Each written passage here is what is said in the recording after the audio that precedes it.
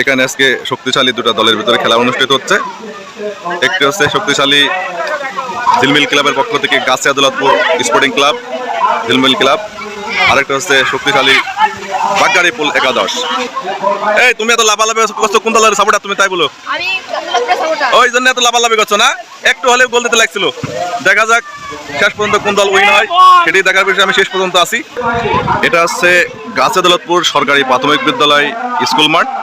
এই স্কুল মাঠে আজকে টান টান উত্তেজনাপূর্ণ দুটি দলের ভিতরে সিক্সার খেলা অনুষ্ঠিত হচ্ছে, একদম ছোট গোলের খেলা।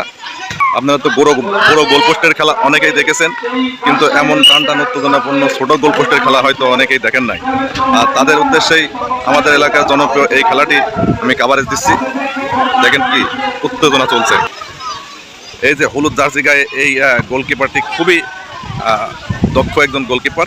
এই স্কুলে এই ছোট গোলের খেলাটি অনুষ্ঠিত হলেই এখানে লক্ষ লক্ষ উৎসুক জনতা চলে আসে খেলা দেখতে। আপনাদের ছোট্ট একটা ইনফরমেশন দিয়ে রাখি, এই ছোট গোলের খেলাতে একটি দলের 6 জন করে প্লেয়ার থাকে, 6-6-12 জন প্লেয়ার। বড় গোল পোস্টের খেলায় থাকে আছে এক দলের 11 জন প্লেয়ার, আর এই ছোট গোলের 2 দল মিলে থাকে আছে 6-6-12 জন প্লেয়ার। তার মানে বুঝতেই পারছেন এই খেলাটি কতখানি এক্সাইটিং এবং উত্তেজনাকর। 2 দলের ভিতরেই কিন্তু পাল্টা আক্রমণ চলছে।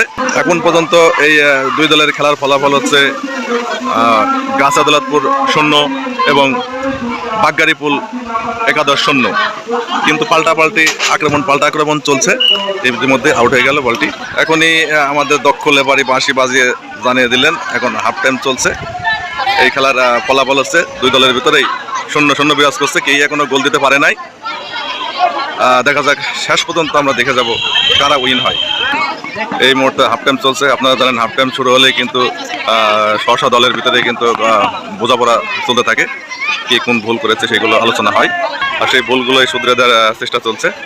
দেখা যাক সব কিছু উতরাই দিয়ে শেষ পর্যন্ত জয়টাকে কোন দল ছিনিয়ে নেয়। এই 7 নম্বর জার্সি, তোমার একটা শট কিন্তু আমি দেখেছি, একদম পুরা কিন্তু ফিদা হয়ে গেছি।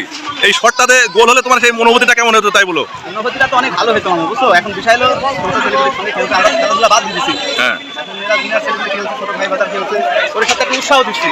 হ্যাঁ হ্যাঁ, তাদের খেলার একটা প্রসেসিং জায়গা দিচ্ছি, তারপরেও আমরা একটু ভূমিকা থাকছি। তবে সব মিলাই আমাদের এলাকা বা দেশের যে পরিবেশ এটা রক্ষা করতে ফুটবল, ক্রিকেট প্রত্যেকটা খেলায় সবাই অংশগ্রহণ করতে হবে। তো শেষ পর্যন্ত তোমার মানে ইচ্ছাটা কি, তুমি জিতবা না হারবা, কোনটা? আমাদের মনোবল আছে, আমরা ইনশাআল্লাহ আজকের ম্যাচটা জয়লাভ করবো, চেষ্টা করছি। ঠিক আছে দেখা যাক। এই যে আমাদের সেই সুনামধন্য দক্ষ লেফারি, ইনি কিন্তু আজকের খেলাটি পরিচালনা করছেন। এনার সুনাম কিন্তু চারিদিকে ছড়িয়ে আছে। তো এখন তো হাফ টাইম চলছে নাকি? তো শেষ পর্যন্ত খেলাটা পরিচালনা করো। আমি কিন্তু সেই আশায় আছি কারা জিতে সে দেখার বিষয়। হ্যাঁ, কোনো পক্ষ নেই না, ঠিক আছে? টানাটানি হবে না। তুমি তো সাধারণ সাপোর্টার নাকি? কোন দলের পক্ষে বলো জোরে বলো। নিজের দল কোনটা? আচ্ছা ঠিক আছে, ধন্যবাদ।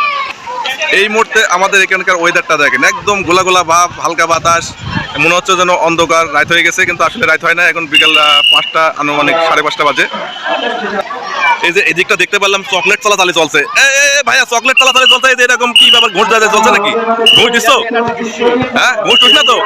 ঘুষ টুস দিচ্ছ না তো? কোন দলের সাপোর্টার? নাম কি দলের নাম কি? গাছিয়া দৌলতপুর স্পোর্টিং ক্লাবের মানে সাপোর্টার, তাই তো? আচ্ছা, দল কি জিতবে? আশা করা যাক, দেখা যাক শেষ পর্যন্ত কি হয়।